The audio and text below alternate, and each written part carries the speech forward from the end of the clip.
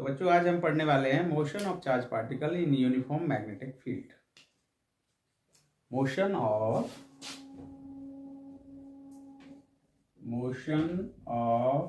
Charge particle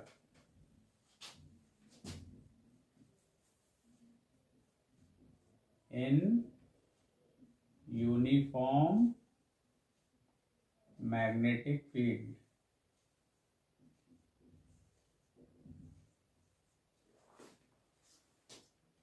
magnetic field के अंदर charge particle move करता है तो उसका मोशन कैसा होता है, इसके विषय में आज हम डिस्कशन करेंगे। तो बच्चों जब कोई चार्ज पार्टिकल मैग्नेटिक फील्ड के अंदर जाता है, मैग्नेटिक फील्ड के अंदर किसी चार्ज पार्टिकल पे जो फोर्स लगता है उसको समझिए पहले। तो फोर्स ऑन चार्ज पार्टिकल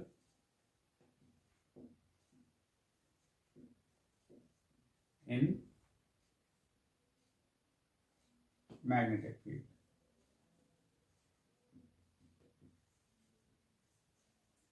तो ये है बच्चों F equal to Q into V vector cross B vector. It is the magnitude of force acting on the charge particle having charge Q moving with velocity V in uniform magnetic field B. Cross product Q into VB sin theta. Theta क्या है बच्चों? Velocity vector और field vector के बीच में angle अगर theta होता है तो उस पर फोर्स जो लगेगा चार्ज पार्टिकल पे ये लगेगा। ये आपको याद होना चाहिए। अब अगर कोई चार्ज, अगर पार्टिकल रेस्ट में है, if the charge particle is at rest, if the particle is at rest, तो रेस्ट में होगा पार्टिकल तो V जीरो होगा और उस पर फोर्स जो है जीरो लगेगा। पहली बात। दूसरी बात, अगर मैग्नेटिक फील्ड की डायरेक्शन इधर है और चार्ज पार्टिकल भी उसी डायरेक्शन में मूव कर रहा है, वेलोसिटी वेक्टर भी इधर है, तो थीटा क्या होगा बच्चों? जीरो। और थीटा जीरो तो साइन थीटा जीरो, और साइन थीटा जीरो तो फोर्स जीरो। ओके।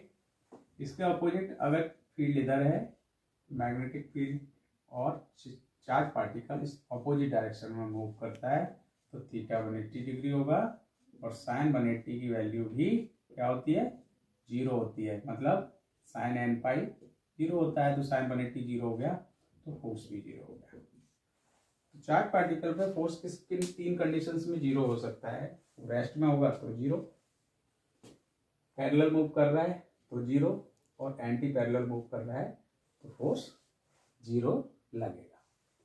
इसके अपोजिट, इसके अलावा अगर चार्ज पार्टिकल मैग्नेटिक फील्ड की डायरेक्शन के साथ कुछ एंगल बनाता है, जीरो नहीं, 180 भी नहीं, कुछ angle other than zero and 180, तब जो है मोशन किस तरह का होगा उसके विषय में सोचिए।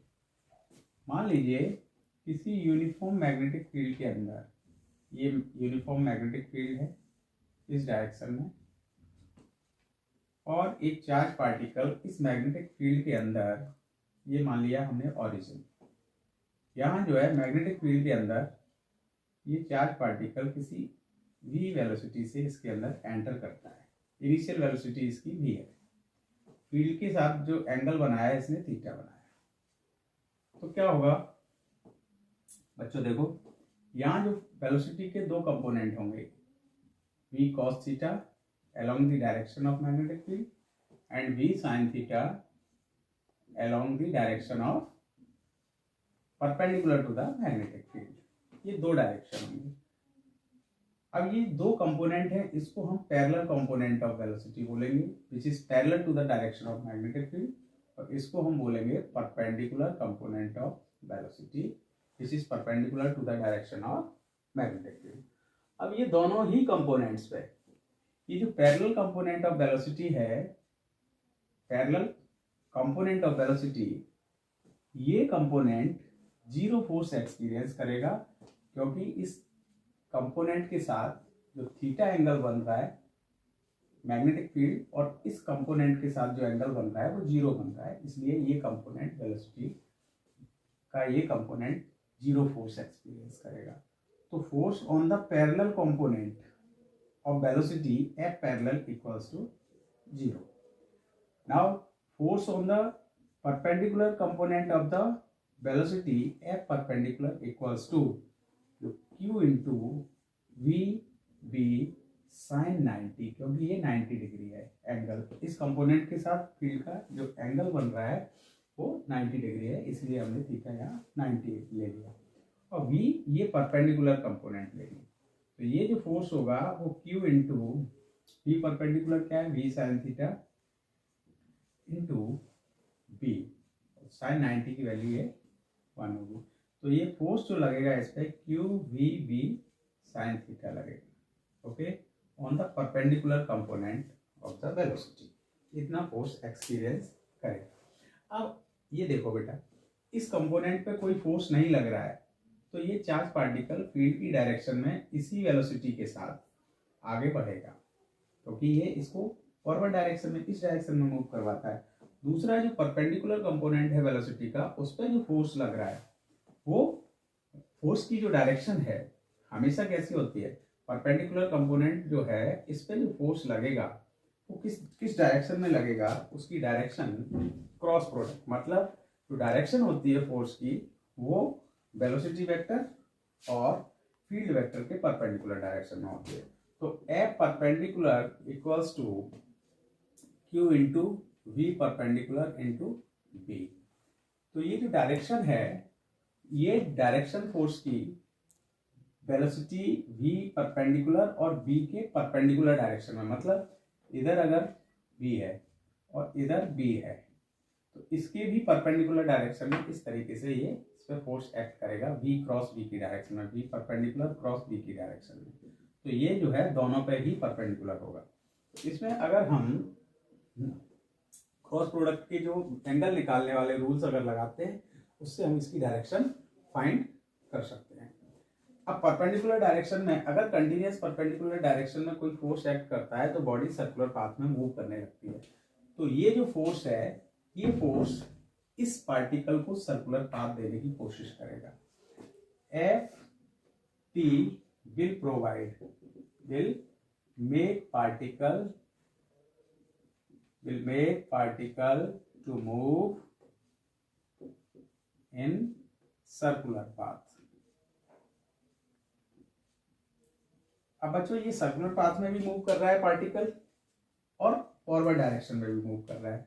फाइनली इसकी जो नेट वेलोसिटी है वो कुछ इस तरीके से हेलिकल पाथ में ये पार्टिकल मूव करते हुए आगे बढ़ने लगता है। इसको आगे भी जाना है और सर्कुलर पाथ भी, एक सर्कल भी कंप्लीट करना है। तो एक कंपोनेंट इसको सर्कुलर पाथ देता है और दूसरा कंपोनेंट इसको हॉरिजॉन्टल डायरेक्शन में आगे बढ़ाता है।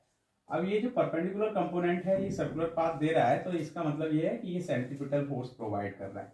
तो क्या ये component q v perpendicular into v, ये centripetal force m we perpendicular square upon r के बराबर होगा।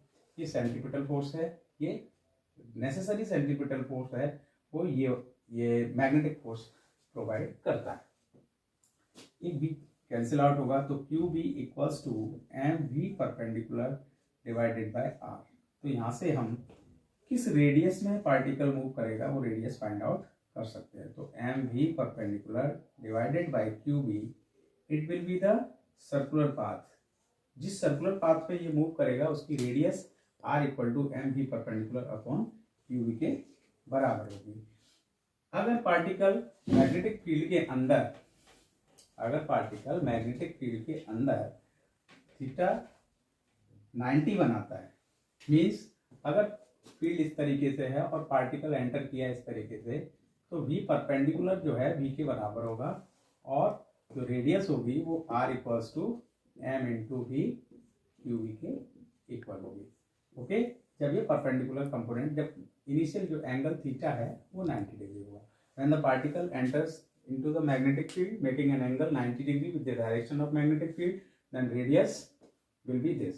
इस केस में पार्टिकल केवल सर्कुलर पाथ में मूव करेगा और उसकी रेडियस ये होगी, फॉरवर्ड डायरेक्शन में मूव नहीं करेगा, क्योंकि फॉरवर्ड डायरेक्शन में इसको मूव करवाने वाला जो कंपोनेंट है वो इस केस में 0 हो जाता है। अब देखो बच्चों, इसकी अगर हम ये तो हो गई हमारी रेडियस। इसका हम टाइम पीरियड निकालना चाहें कि कितने टाइम में ये पूरा सर्कुलर राउंड पूरा करेगा, तो time period T equals to 2πr upon velocity, 2πr upon velocity, radius 2πr mv upon qv।